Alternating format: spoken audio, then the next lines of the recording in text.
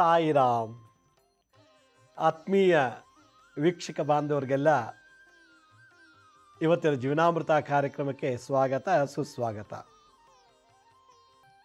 ವೀಕ್ಷಕರೇ, ನಾನು ಭಾನುವಾರದಿಂದ ನಿನ್ನೆವರೆಗೂ ರಾಮರ ಬಗ್ಗೆ, ರಾಮನ ಮಂತ್ರದಲ್ಲಿ ಏನು ಪವರ್ ಇದೆಯೋ ಆ ಪವರ್ನ ಉಪಯೋಗಿಸ್ಕೊಂಡು ನಮ್ಮ ಹಲವಾರು ಸಮಸ್ಯೆಗಳಿಗೆ ರಾಮ ಮಂತ್ರದಿಂದ ಪರಿಹಾರ ಮಾಡಿಕೊಳ್ಳೋದು ಹೇಗೆ ಅನ್ನೋ ಒಂದು ವಿಚಾರವನ್ನು ಕಳೆದ ಭಾನುವಾರದಿಂದ ತಿಳಿಸ್ತಾ ಬರ್ತಾ ಇದ್ದೀನಿ. ಜ್ಞಾನ ಬೇಕು, ಸಂಪತ್ತು ಅಭಿವೃದ್ಧಿ ಆಗಬೇಕು, ಆಶೀರ್ವಾದ ಆಗಬೇಕು, ಆಕರ್ಷಣೆ ಆಗಬೇಕು. ನಮ್ಮಲ್ಲೇ ಹೊಡೆದಾಟ, ಕೂಗಾಟ, ಬಡದಾಟ ಆಗಬಾರ್ದು. ಗಂಡ ಹೆಂಡ್ತಿಗೆ ಆಕರ್ಷಣೆ, ಹೆಂಡ್ತಿ ಗಂಡಂಗೆ ಆಕರ್ಷಣೆ, ಮಕ್ಕಳು ಅಪ್ಪ ಅಮ್ಮನಿಗೆ ಆಕರ್ಷಣೆ, ಅಪ್ಪ ಅಮ್ಮ ಮಕ್ಳಿಗೆ ಆಕರ್ಷಣೆ, ಅಣ್ಣ ತಮ್ಮದಿಲ್ಲಿ ಗಲಾಟೆ ಆಗಬಾರ್ದು, ಅಕ್ಕ ತಂಗಿರ ಗಲಾಟೆ ಆಗಬಾರ್ದು. ನಾವೆಲ್ಲರೂ ಚೆನ್ನಾಗಿರಬೇಕು, ಆಕರ್ಷಣೆ ಆಗಿರಬೇಕು, ಯೂನಿಟಿ ಇರಬೇಕು, ಇಂಟಿಗ್ರಿಟಿ ಇರಬೇಕು, ಒಗ್ಗಟ್ಟಿರಬೇಕು ಅನ್ನೋದಾಗಿದ್ದರೆ ಆಕರ್ಷಣೆ ರಾಮ ಮಂತ್ರ ಜಪ ಮಾಡಬೇಕು ಅಂಥೇಳಿ ನಾನು ಮೊನ್ನೆ ಸಂಚಿಕೆಯಲ್ಲೆಲ್ಲ ತಿಳಿಸ್ಕೊಟ್ಟಿದ್ದೆ. ಇವತ್ತಿನ ಸಂಚಿಕೆಯಲ್ಲಿ ಮೋಕ್ಷ ಪಡೆಯೋದು ಹೇಗೆ ಅಂತೇಳಿ. ಮೋಕ್ಷ ಅಂದ್ರೇನು? ಆನಂದಮಯ ಸ್ಥಿತಿ ಅಂತ ಕರೀತಾರೆ. ಆನಂದ ಅಂದ್ರೇನು?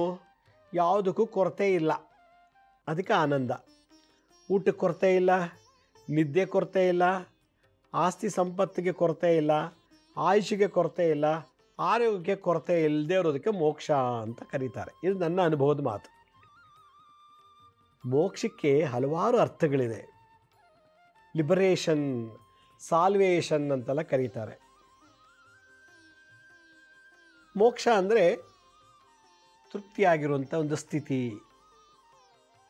ನಿದ್ದೆ ಮಾಡಿ ತೃಪ್ತಿಪಟ್ಟಿದ್ದೀನಿ, ಊಟ ಮಾಡಿ ತೃಪ್ತಿಪಟ್ಟಿದ್ದೀನಿ, ಸಂಪಾದನೆ ಮಾಡಿ ಎಲ್ಲೂ ನನಗೆ ತೊಂದರೆ ಇಲ್ಲ, ಯಾವ ವಿಘ್ನಗಳೂ ಇಲ್ಲ, ಆಯುಷು, ಆರೋಗ್ಯ, ಸುಖ ಎಲ್ಲದರಲ್ಲೂ ನಾನು ಆನಂದವಾಗಿದ್ದೀನಿ ಅಂದರೆ ಅದು ಮೋಕ್ಷ ಅಂತ ಕರೀತಾರೆ. ಕಾರಿಲ್ಲ, ಮನೆ ಇಲ್ಲ, ಬಂಗ್ಲೆ ಇಲ್ಲ, ಊಟ ಇಲ್ಲ, ಬಟ್ಟೆ ಇಲ್ಲ ಅಂದರೆ ದರಿದ್ರದಲ್ಲಿದ್ದೀವಿ, ಆನಂದವೇ ಇಲ್ಲ, ದುಃಖದಲ್ಲಿದ್ದೀವಿ, ನರಳಾಟದಲ್ಲಿದ್ದೀವಿ. ಆದ್ದರಿಂದ ಅದು ಮೋಕ್ಷ ಅಲ್ಲ ಅಂತ. ನನಗೆ ತುಂಬ ಬಾಯಾರಿಕೆ ಆಗಿದೆ, ಎಲ್ಲಿ ಹುಡುಕರೂ ನೀರು ಸಿಗ್ತಿಲ್ಲ, ಎಲ್ಲಿ ಹುಡುಕರೂ ನಂಗೆ ನೀರೇ ಸಿಗ್ತಿಲ್ಲ. ಅದಲ್ಲೊಂದು 500 ಕೋಟಿ ದುಡ್ಡಿದೆ, ಕ್ಯಾಶ್. ಇಲ್ಲೊಂದು 200-300 kg ಚಿನ್ನ ಇದೆ, ಮುಂದುಗಡೆ ಒಂದು 600-700 kg ಬೆಳ್ಳಿ ಇದೆ. ಈಗ ನನಗೆ ನೀರು ಬೇಕಾ, ದುಡ್ಡು ಬೇಕಾ? ನೀರು ಕುಡಿಲಿಲ್ಲ ಅಂದರೆ ಪ್ರಾಣ ಹೊಟ್ಟೋಗುತ್ತೆ, ಪ್ರಾಣ ಹೊಟ್ಟೋಗ್ಬಿಡುತ್ತೆ ನನಗೆ. 5,000 ಕೋಟಿ ದುಡ್ಡಿದೆ, ಬೆಳ್ಳಿ ಕೆ ಜಿಗಟ್ಟಲೆ ಚಿನ್ನ. ಇದು ಯಾರು ನನ್ನ ದಾಹ ನಿಗಿಸ್ತಾ ಇಲ್ಲ. ಇವಾಗ ನನಗೆ ಬೇಕಾಗಿರೋದು 1 ಲೋಟ, ಅರ್ಧ ಲೋಟ ಆದರೂ ಸಾಕು, ಒಂದು 5 ಚಮಚ ನೀರಾದರೂ ಸಾಕು. ಒಳಗಡೆ ಗಂಟ್ಲು ಒಣಗೋಗಿದೆ, ದಾಹ ತಡೆಯೋಕ್ಕಾಗ್ತಿಲ್ಲ, ಹಾರ್ಟು ಡ್ರೈ ಆಗಿದೆ, ಕಿಡ್ನಿ ಡ್ರೈ ಆಗಿಬಿಟ್ಟಿದೆ, ನೀರು ಬೇಕೀಗ. ನೀರು ಕುಡಿಲಿಲ್ಲ ಅಂದರೆ ಪ್ರಾಣ ಹೊರಟೋಗ್ಬಿಡ್ತದೆ. ಈಗ ನೀವೇ ಸೆಲೆಕ್ಟ್ ಮಾಡಿ, ಯಾವುದನ್ನು ಸೆಲೆಕ್ಟ್ ಮಾಡಬೇಕು? 5,000 ಕೋಟಿ ದುಡ್ಡ, ಚಿನ್ನನ, ಬೆಳ್ಳಿನ? ಯಾರೋ ಒಬ್ಬ ಬಂದುಬಿಟ್ಟು ಸಡನ್ನಾಗಿ ಒಂದು ಬಾಟ್ಲು ನೀರು ಕೊಡ್ತಾನೆ ಕುಡಿಯೋಕ್ಕೆ ನನಗೆ. ಆ ನೀರು ಕುಡಿದಾಗ ಆಗುವಂಥ ಒಂದು ಆನಂದ, ಆ ನೀರು ಕುಡಿದಾಗ ಆಗುವಂಥ ಸುಖ, ಅದೇ ಮೋಕ್ಷ ಅಂತ. ಮುಕ್ತಿ ಅಂದರೆ ಪದೇ ಪದೇ ದಾಹ ಆಗ್ತಿರ್ತದೆ, ಪದೇ ಪದೇ ನೀರು ಕುಡಿತಾ ಇರ್ತೀನಿ, ದಾಹ ನಿಗಿಸ್ಕೊಳ್ಳೋಕ್ಕೆ ಕ್ರಿಯೆ ಮಾಡ್ತಾರೆ, ಅದು ಮುಕ್ತಿ. ಪದೇ ಪದೇ ನೀರು ಕುಡಿಬೇಕು ಅಂತ ಅಂದರೆ ಏನು ಮಾಡಬೇಕು? ಮತ್ತೆ ಮತ್ತೆ ಉಡಬೇಕು, ನಾನು ಪುನಃ ಉಡಬೇಕು, ಅದು ಪುನರ್ಜನ್ಮ ಅಂತ ಕರೀತಾರೆ. ಮೋಕ್ಷ ಅಂದರೆ ಆನಂದವಾದ ಸ್ಥಿತಿ, ಮತ್ತೆ ಉಡೋದಿಲ್ಲ. ಮತ್ತೆ 1 ಲೋಟ ನೀರು ಕುಡಿದ್ಮೇಲೆ ಮತ್ತೆ ದಾಹನೇ ಆಗಬಾರ್ದು, ಹಸಿವಾಗಬಾರ್ದು. ಅಮರ ಸ್ಥಿತಿಗೆ ಮೋಕ್ಷ ಅಂತಾರೆ. ಮುಕ್ತಿ ಅಂದರೆ ಸ್ವಲ್ಪ ದಿವಸ ಇದ್ದು ಮತ್ತೆ ಉಡಬೇಕು. ಒಂದಿನ ನೀರಿಲ್ಲದೆ ಇರ್ಬೋದು, ನೆಕ್ಸ್ಟ್ ಡೇ ಇರೋಕ್ಕಾಗಲ್ಲ, ಮತ್ತೆ ಕುಡಿಲೇಬೇಕು. ಹಾಗೆ ಈ ಜನ್ಮ ಇಲ್ಲ, ಮತ್ತೆ ಇನ್ನೊಂದು ಜನ್ಮಕ್ಕೆ ಬರಬೇಕು. ಸ್ವಲ್ಪ ದಿವಸ ಇದ್ದು ಮತ್ತೆ ಉಡೋದು, ಸ್ವಲ್ಪ ದಿವಸ ಇದ್ದು ಮತ್ತೆ ಉಡೋದು, ಸ್ವಲ್ಪ ದಿವಸ ಎಲ್ಲೋ ಒಂದು ಕಡೆ ಇರೋದು, ಆನಂದವಾಗಿ ಮತ್ತೆ ರಿಬರ್ತ್ ತೊಗೊಳ್ಳೋದು. ಇಲ್ಲಿ ಮೋಕ್ಷ ಅಂತ ಕೇಳಿದಾಗ ಗರುಡ ಪುರಾಣದಲ್ಲಿ ಹೇಳ್ತಾರೆ, ಭಗವಾನ್ ಮಹಾವಿಷ್ಣು ಗರುಡರಿಗೆ ಉಪದೇಶ ಮಾಡ್ತಾರೆ, ಮೋಕ್ಷ ಯಾರಿಗೆ ಪ್ರಾಪ್ತಿ ಆಗ್ತದೆ? ಮೋಕ್ಷ ಪ್ರಾಪ್ತಿ ಆಗಬೇಕು ಅಂತಂದರೆ 1,000,000 ಜನ ಇದ್ದರೆ 1,000,000 ಜನರಲ್ಲಿ ಒಬ್ಬನಿಗೆ ಮಾತ್ರ ಮೋಕ್ಷಕ್ಕೆ ಹೋಗೋಕ್ಕೆ ಸಾಧ್ಯ ಅಂತೆ. ಅವ್ನಿಗೆ ಹೆಂಗೆ ಎಲಿಜಿಬಿಲಿಟಿ ಸಿಕ್ತು? ಧರ್ಮ ಪಾಲನೆ, ಸತ್ಯ ಪಾಲನೆ, ಅಹಿಂಸೆ ಮಾಡೋಂಗಿಲ್ಲ, ನಾನು ಯಾರು, ಎಲ್ಲಿಂದ ಬಂದೆ, ಏನಕ್ಕೆ ಬಂದೆ ಅಂತ ಸಾಕ್ಷಾತ್ಕಾರ ಆಗಿರಬೇಕು, ಸದಾ ಜಗತ್ತಿಗೆ ಒಳ್ಳೆಯದನ್ನು ಮಾಡುವಂಥವನು ಮಾತ್ರ ಪರಮಾತ್ಮ ಭಗವಂತ ಅಲ್ಲಿ ಮೋಕ್ಷ ಕೊಡ್ತಾನೆ, ಆನಂದ ಸ್ಥಿತಿ ಕರ್ಕೊತಾನಂತೆ. ಅಲ್ಲಿಗೋದ್ರೆ ಹಸಿವಿಲ್ಲ, ದಾಹ ಇಲ್ಲ, ನಿದ್ದೆ ಇಲ್ಲ, ಏನೂ ಬೇಕಾಗಿಲ್ಲ, ಯಾರನ್ನೂ ಬೇಡ, ಅದು ಆನಂದವಾಗಿರ್ತೀವಿ, ಸಂತೋಷವಾಗಿರ್ತೀವಿ ಅನ್ನೋದೇ ಮೋಕ್ಷ. ಆ ಸ್ಥಿತಿಗೆ ಹೋಗಬೇಕು ಅಂತಂದರೆ ಕೋಟಿಗೊಬ್ಬರಿಗೆ ಅದು ಅವಕಾಶ ಸಿಗುತ್ತೆ ಅಂತ ಗರುಡ ಪುರಾಣದಲ್ಲಿ ಹೇಳ್ತಾರೆ. ಹಾಗಾದರೆ ಬಾಕಿಯವ್ರ ಕತ್ತೆ ಏನು? ಮತ್ತು ಹುಡ್ಲೇಬೇಕು. ಹಾವು, ಹಂದಿ, ನಾಯಿ, ಕತ್ತೆ, ಹಸು, ಆನೆ, ಒಂಟೆ, ಕುದುರೆ, ಆಮೆ, ಇರುವೆ, ಜಿರಳೆ, ಇಲಿ, ಬೆಕ್ಕು, ಈ ಥರದ್ದೆಲ್ಲ ಹುಡ್ತಾನೇ ಇರಬೇಕು. ಹುಟ್ಟಿ ಸಾಯಬೇಕು, ಹುಟ್ಟಿ ಸಾಯ್ತಿರ್ಬೇಕು. ಮೋಕ್ಷಕ್ಕೆ ಹೋಗಂಗಿಲ್ಲ. ಮುಕ್ತಿ ಅಂದ್ರೇನೋ ಒಂದು ಸ್ವಲ್ಪ ದಿವಸ ಹುಡ್ತಾರೆ, ಬದುಕ್ತಾರೆ, ಏನೋ ಒಳ್ಳೇದು ಮಾಡಿ ಸತ್ತೋಗ್ತಾರೆ, ಸ್ವಲ್ಪ ದಿವಸ ಮತ್ತೆ ಹುಟ್ಟಿ ಇನ್ನೊಂದು ಹೊಸ ಕಾರ್ಯಕ್ರಮವನ್ನು ಶುರು ಮಾಡ್ತಾರೆ. ಹುಟ್ಟಿದ ಮೇಲೆ ರಾಮಾನುಚಾರ್ಯರು, ಶಿರ್ಡಿ ಸಾಯಿಬಾಬಾ, ಆಮೇಲೆ ಸಜ್ಜನಗಳ ರಾಮದಾಸು, ಶ್ರೀಧರ ಸ್ವಾಮಿಗಳು, ವರದಳ್ಳಿ ಶ್ರೀಧರ ಸ್ವಾಮಿಗಳು, ರಾಘವೇಂದ್ರ ಸ್ವಾಮಿಗಳು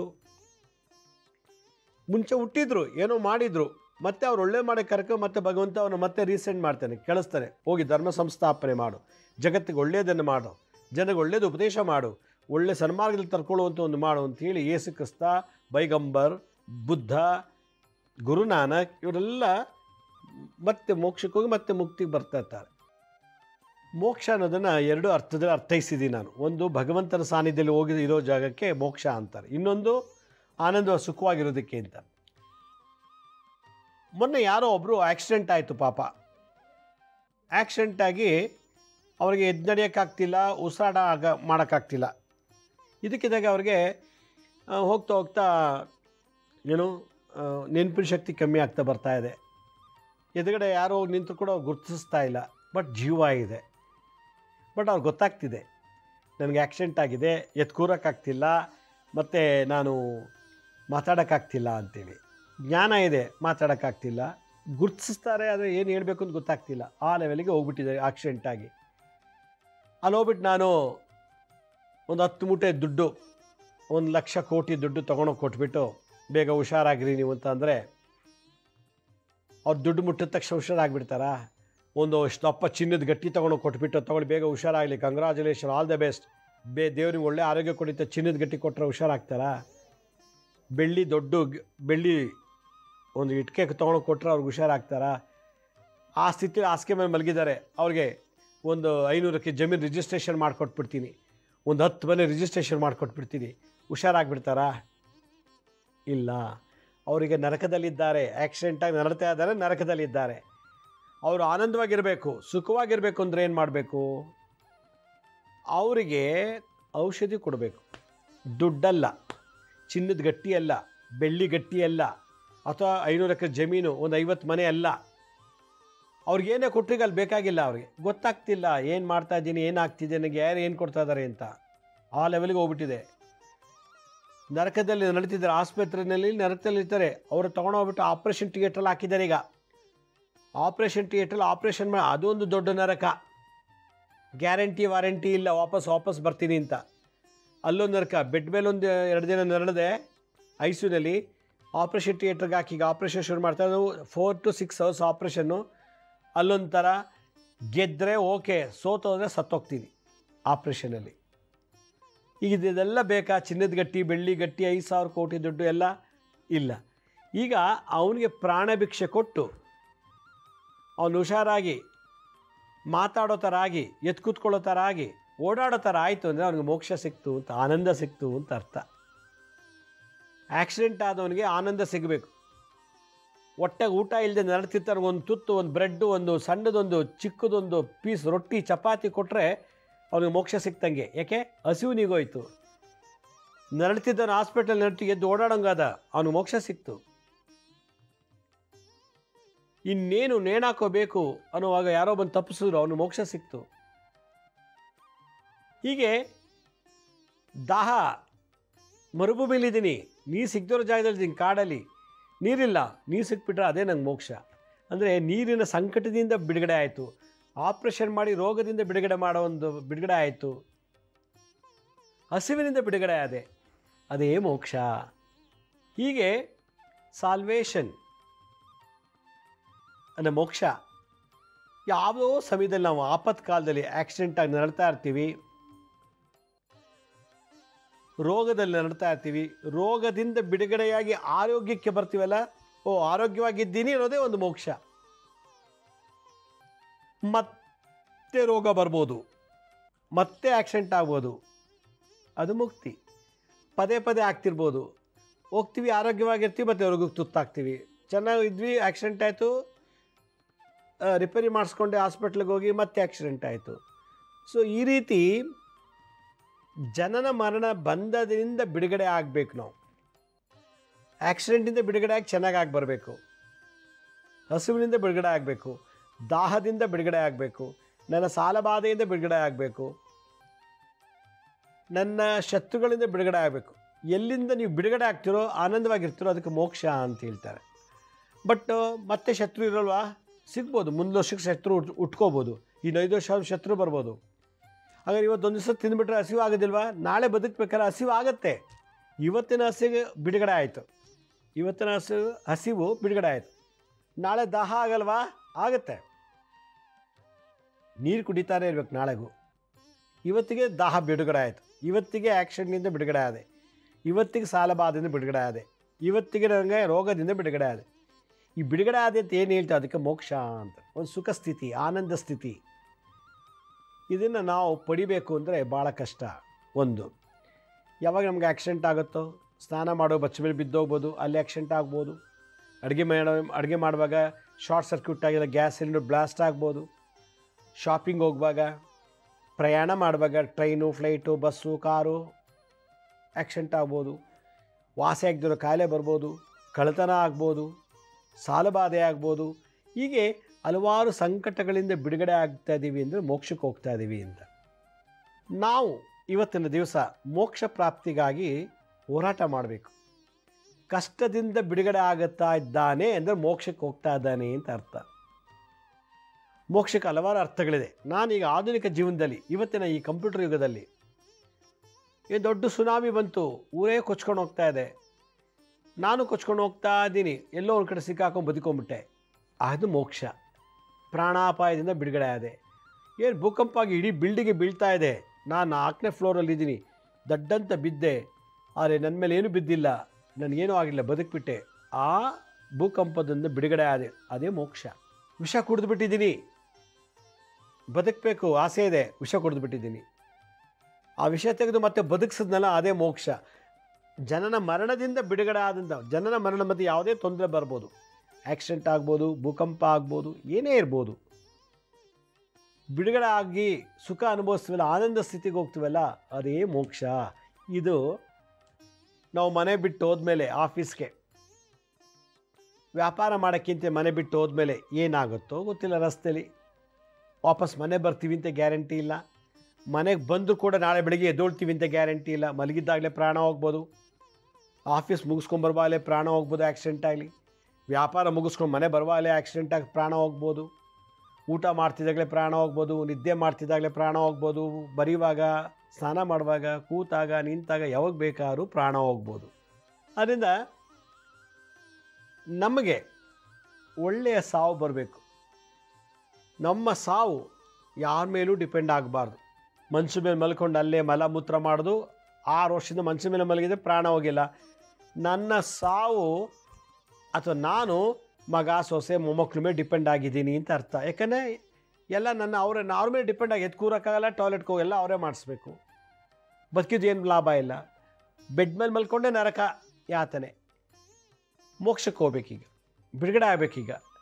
ಈ ಥರದಕ್ಕೆಲ್ಲ ಆಪತ್ಕಾಲದಲ್ಲಿ ನಾವು ನರಳುವಾಗ, ನಮ್ಮ ಕಷ್ಟಕಾಲದಲ್ಲಿ ಆ ಕಷ್ಟಕಾಲದಿಂದ ಬಿಡುಗಡೆ ಆಗಬೇಕು, ನರಳಾಟದಿಂದ ಹೊರಗಡೆ ಬರಬೇಕು ಅನ್ನೋದಾಗಿದ್ದರೆ ಮೋಕ್ಷಕ್ಕೆ ಭಗವಂತನ ಪ್ರಾರ್ಥನೆ ಮಾಡಬೇಕು. ಮೋಕ್ಷ ಅಂದರೆ ಬೇರೆ ಅರ್ಥ ಅಲ್ಲ. ಈ ಸಂದರ್ಭದಲ್ಲಿ ಆಪತ್ಕಾಲದಲ್ಲಿ ಕಷ್ಟ ಬಂದಾಗ, ಇನ್ನೇನು ಆಕ್ಸಿಡೆಂಟ್ ಆಗ್ತಿದೆ ಅನ್ನುವಾಗ, ಇನ್ನೇನು ಸತ್ತೋಗ್ತೀನಿ ಅಂತಿದ್ದಾಗ, ಇನ್ನೇನು ಆಪ್ರೇಷನ್ ಮಾಡಿ ಸತ್ತೋಗ್ಬಿಡ್ತೀನೋ ಬದುಕ್ತೀನೋ ಅನುಮಾನದಲ್ಲಿದ್ದಾಗ, ಸಾಲಬಾಧಲಿದ್ದಾಗ, ಯಾವುದೇ ಸಂದರ್ಭದಲ್ಲಾಗಲಿ ನಾವು ಭಗವಂತನನ್ನು ಪ್ರಾರ್ಥನೆ ಮಾಡಬೇಕಂತೆ. ರಾಮೋಪನಿಷತ್ತಲ್ಲಿ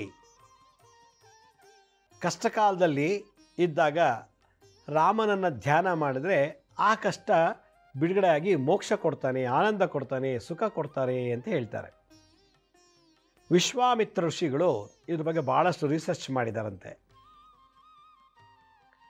ಏನದು, ಯಾವುದೇ ಕಷ್ಟ ಕಾಲದಲ್ಲಿ ಪ್ರಯಾಣ ಮಾಡುವಾಗ, ಹಾಸ್ಪಿಟ್ಲಿಗೆ ಹೋಗುವಾಗ, ಊಟ ಮಾಡುವಾಗ ಅಥವಾ ದಿನನಿತ್ಯ ನಾವು ಮಾಡೋ ಕೆಲಸದಲ್ಲಿ ಎಲ್ಲವಾಗ ನಮ್ಗೆ ಯಾವಾಗ ತೊಂದರೆ ಬರುತ್ತದೋ, ಯಾವಾಗ ಸತ್ತೋಗ್ತೀವೋ, ಯಾವತ್ತು ಏನಾದ್ರು ಹೆಚ್ಚು ಕಮ್ಮಿ ಆಗುತ್ತೋ ಗೊತ್ತಿಲ್ಲ, ಅದನ್ನು ಬಿಡುಗಡೆ ಆಗಬೇಕು ಅಂತಂದರೆ ರಾಮನ ಮಂತ್ರ ಜಪ ಮಾಡಬೇಕು ಅಂತೇಳಿ ಈ ರಾಮೋಪನಿಷತ್ತು ಒಂದು ಕಡೆ ಹೇಳ್ತಾರೆ. ಅದೇನದು ಆ ಮಂತ್ರ ಅಂದರೆ, ಕರಿ ಎಳ್ಳು ತಗೋಬೇಕು. ಕರಿ ಎಳ್ಳು ಶನಿಗ್ರಹ. ಯಾಕೆ ಕರಿ ಎಳ್ಳು ತಗೋಬೇಕು? ಆಯುಷ್, ನಮ್ಮ ಜಾತಕದಲ್ಲಿ ಆಯುಷನ್ನು ಸೂಚನೆ ಮಾಡುವನು, ಇಷ್ಟೇ ವರ್ಷ ಬದುಕಬೇಕು, ಹಿಂಗೆ ಸಾಯಬೇಕು ಅಂತ ಹೇಳುವನು ಶನಿಗ್ರಹ. ಆಯುಷ್ಕಾರಕ ಯಾವುದು? ಶನಿಗ್ರಹ. 100 ಗ್ರಾಮು ಎಳ್ಳು, ಕರಿ ಎಳ್ಳು. 100 ಗ್ರಾಮು ಗೋಧಿ ಹೇಗೆ ತಗೋಬೇಕು? ಸೂರ್ಯಗ್ರಹ. ಇಡೀ ಶರೀರ ದೇಹಕಾರಕ ಸೂರ್ಯಗ್ರಹ. ಅಕ್ಕಿ ಚಂದ್ರ. ಎಲ್ಲನೂ ಒಂದು ಕಾಲು ಕೆ ಜಿ ತಗೊಳ್ಳಿ. ಕರಿ ಎಳ್ಳು, ಗೋಧಿ ಮತ್ತು ಅಕ್ಕಿ, ಈ ಮೂರನ್ನು ಒಂದೊಂದು ಕಾಲು ಕೆ ಜಿ ಅಥವಾ ಅರ್ಧ ಕೆ ಜಿ, ಯಥಾಶಕ್ತಿ ನಿಮ್ಗೆ ಹೆಂಗೆ ಬರುತ್ತೋ ಅದು. ಪ್ರತಿ ತಿಂಗಳು 2 ಬಾರಿ ಇದನ್ನು ನೀವು ಜಪ ಮಾಡಿ ದಾನ ಮಾಡಬೇಕು. ಹುಣ್ಣಿಮೆ ಅಮಾವಾಸ್ಯೆ ದಿವಸ. ಅದರಲ್ಲೂ ಶನಿ ಪ್ರದೋಷ, ಶನಿವಾರ ಪ್ರದೋಷ ಬಂದರೆ ಅದಕ್ಕೆ ಶನಿ ಪ್ರದೋಷ ಅಂತಾರೆ. ಆವತ್ತಿನ ದಿವಸ ನೀವು ಮಾಡ್ಬೋದು, ಇಲ್ಲ ಗ್ರಹಣ ಕಾಲದಲ್ಲೂ ಮಾಡ್ಬೋದು. ಪ್ರತಿ ಹುಣ್ಣಿಮೆ ಅಮಾವಾಸ್ಯೆಗೆ ಎಲ್ಲ ಒಂದೊಂದು ಕಾಲು ಕೆ ಜಿ, ಅರ್ಧ ಕೆ ಜಿ, 1 ಕೆ ಜಿ ನಿಮಗೆ ಯಥಾಶಕ್ತಿ ಕರಿ ಎಳ್ಳು, ಗೋಧಿ, ಸೂರ್ಯ, ಚಂದ್ರ, ಅಕ್ಕಿ, ಚಂದ್ರಗ್ರಹ, ಈ ಮೂರನ್ನು ಇಟ್ಕೊಂಡು ಓಂ ಬ್ರೀಂ ಕ್ಲೀಂ ಶ್ರೀಂ ರಾಮಾಯ ನಮಃ, ಓಂ ಬ್ರೀಂ ಕ್ಲೀಂ ಶ್ರೀಂ ರಾಮಾಯ ನಮಃ, ಓಂ ಬ್ರೀಂ ಕ್ಲೀಂ ಶ್ರೀಂ ರಾಮಾಯ ನಮಃ, ಓಂ ಬ್ರೀಂ ಕ್ಲೀಂ ಶ್ರೀಂ ರಾಮಾಯ ನಮಃ, ಓಂ ಬ್ರೀಂ ಕ್ಲೀಂ ಶ್ರೀಂ ರಾಮಾಯ ನಮಃ, ಓಂ ಬ್ರೀಂ ಕ್ಲೀಂ ಶ್ರೀಂ ರಾಮಾಯ ನಮಃ, ಓಂ ಬ್ರೀಂ ಕ್ಲೀಂ ಶ್ರೀಂ ರಾಮಾಯ ನಮಃ, ಓಂ ಬ್ರೀಂ ಕ್ಲೀಂ ಶ್ರೀಂ ರಾಮಾಯ ನಮಃ, ಓಂ ಬ್ರೀಂ ಕ್ಲೀಂ ಶ್ರೀಂ ರಾಮಾಯ ನಮಃ. ಇದನ್ನು ಹೇಳಿ ಯಾವುದಾದ್ರು ಅನಾಥಾಶ್ರಮ, ವೃದ್ಧಾಶ್ರಮಕ್ಕೆ ಆ ಎಳ್ಳು, ಗೋಧಿ ಮತ್ತು ಅಕ್ಕಿಯನ್ನು ದಾನ ಮಾಡಿಬಿಟ್ರೆ ನಿಮಗೆ ಮೋಕ್ಷ ಅಂತಂದರೆ ಭಗವಂತ ವೈಕುಂಠಕ್ಕಲ್ಲ, ಈಗಿರೋ ಪ್ರೆಸೆಂಟ್ ಬರ್ತಲ್ಲಿ ಈ ಲೈಫಲ್ಲಿ ಏನಾರ ದುರಂತಗಳಿಂದ ಬಿಡುಗಡೆ ಮಾಡಲಿಕ್ಕೆ, ಅದರಿಂದ ಮೋಕ್ಷ ಪಡೀಲಿಕ್ಕೆ, ರೋಗದಿಂದ ಮೋಕ್ಷ, ಆಕ್ಸಿಡೆಂಟಿಂದ ಮೋಕ್ಷ, ಸಾಲಬಾಧೆಯಿಂದ ಮೋಕ್ಷ, ಹೀಗೆ ಹೆಂಡತಿ ಕಾಟದಿಂದ, ಗಂಡನ ಕಾಟದಿಂದ ಮೋಕ್ಷ, ಈ ಥರ ಬಿಡುಗಡೆಗೆ, ಲಿಬರೇಷನ್ಗೆ ಇದು ಮಾಡಬೇಕು ಅಂತ ಹೇಳ್ತಾರೆ. ಆದ್ದರಿಂದ ಈ ತಂತ್ರ 3 ಧಾನ್ಯಗಳನ್ನು ಪ್ರತಿ ಹುಣ್ಣಿಮೆ, ಪ್ರತಿ ಅಮಾವಾಸ್ಯೆಗೆ ತಿಂಗಳಿಗೆ 2 ಬಾರಿ ಇದನ್ನು ನೀವು ತೊಗೊಂಡೋಗಿ ಜಪ ಮಾಡಿಬಿಟ್ಟು ಕೊಡಬೇಕು. ಇದಾಗಲಿಲ್ಲ, ನಮ್ಮ ಕೆಲಸ ಶಕ್ತಿ ಇಲ್ಲ, ಗೋಧಿ ಅಕ್ಕಿ ಎಳ್ಳು ತೊಗೊಳಕ್ಕೆ ದುಡ್ಡಿಲ್ಲ ಅಂದರೆ ದಿನ ಬೆಳಗ್ಗೆ ಕೂತ್ಕೊಂಡು ಹಾಸಿಗೆಯಿಂದ ಎದ್ದ ತಕ್ಷಣ ಓಂ ಬ್ರೀಂ ಕ್ಲೀಂ ಶ್ರೀಂ ರಾಮಾಯ ನಮಃ, ಓಂ ಶ್ರೀಂ ಬ್ರೀಂ ರಾಮಾಯ ನಮಃ, ಓಂ ಬ್ರೀಂ ಕ್ಲೀಂ ಶ್ರೀಂ ರಾಮಾಯ ನಮಃ, ಓಂ ಬ್ರೀಂ ಕ್ಲೀಂ ಶ್ರೀಂ ರಾಮಾಯ ನಮಃ, ಓಂ ಬ್ರೀಂ ಕ್ಲೀಂ ಶ್ರೀಂ ರಾಮಾಯ ನಮಃ ಅಂತ ಜಪ ಮಾಡಬೇಕು.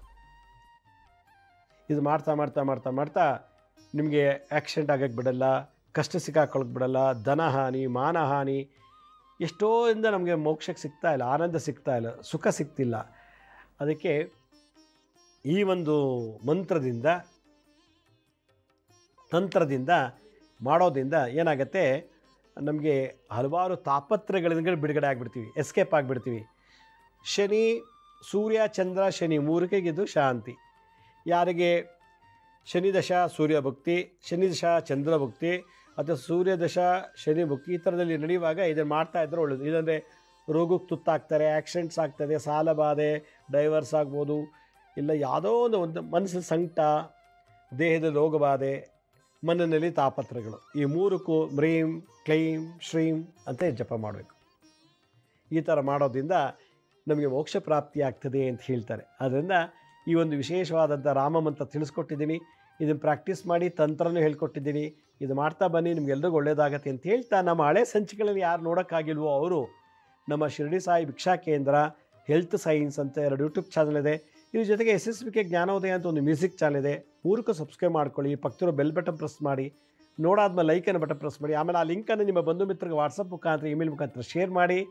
ಗುರುಜಿ ಲಕ್ಷ್ಮೀ ಶ್ರೀನಿವಾಸ್ ಅಂತೇಳಿ ಫೇಸ್ಬುಕ್, ಇನ್ಸ್ಟಾಗ್ರಾಮು, ಟ್ವಿಟ್ಟರು, ಲಿಂಕ್ಡಲ್ಲೂ ಕೂಡ ನಾವು ಅಪ್ಲೋಡ್ ಮಾಡ್ತಿರ್ತೀವಿ ಟೈಮ್ ಟು ಟೈಮು. ಅಲ್ಲೂ ನಿಮಗೆ ಭಾಳಷ್ಟು ಇನ್ಫಾರ್ಮೇಷನ್ ಸಿಗುತ್ತೆ. ಅಪಾಯಿಂಟ್ಮೆಂಟ್ಸ್ ಬೇಕಿದ್ದರೂ www.lakshmisrinivas.in ಅಂತ ನೀವೇ ಲಾಗಿನ್ ಆಗಿ ಯಾವ ಡೇಟು ಯಾವ ಟೈಮ್ಗೆ ನೀವೇ ಬುಕ್ ಮಾಡ್ಕೋಬೋದು ಅಂತ ಹೇಳ್ತಾ ಇವತ್ತಿನ ಸಂಚಿಕೆಯನ್ನು ಮುಗಿಸ್ತೀನಿ. ನಾಳೆ ಭಾಳ ವಿಶೇಷವಾದಂಥ ಸಂಚಿಕೆಯನ್ನು ಹೇಳ್ಕೊಡ್ತಾ ಇದ್ದೀನಿ, ತೋರಿಸ್ತಾ ಇದ್ದೀನಿ. ಮರೀದೆ ನೋಡಿ, ಪೇಪರು ಪೆನ್ ಇಟ್ಕೊಂಡು ನಾಳೆ ನೋಡಿ, ಬರೆದುಕೊಳ್ಳಿ, ಬರೆದ್ಬಿಟ್ಟು ಇಮಿಡಿಯೇಟಾಗಿ ಮಾಡಿ ಅಂತ ಹೇಳ್ತಾ ನಾಳಿನ ಸಂಚಿಕೆ ತಮ್ಮನ್ನು ಮೀಟ್ ಮಾಡ್ತೀನಿ. ಅಲ್ಲಿವರೆಗೂ ನನ್ನ ನಮಸ್ಕಾರ. ಸಾಯಿರಾಮ್.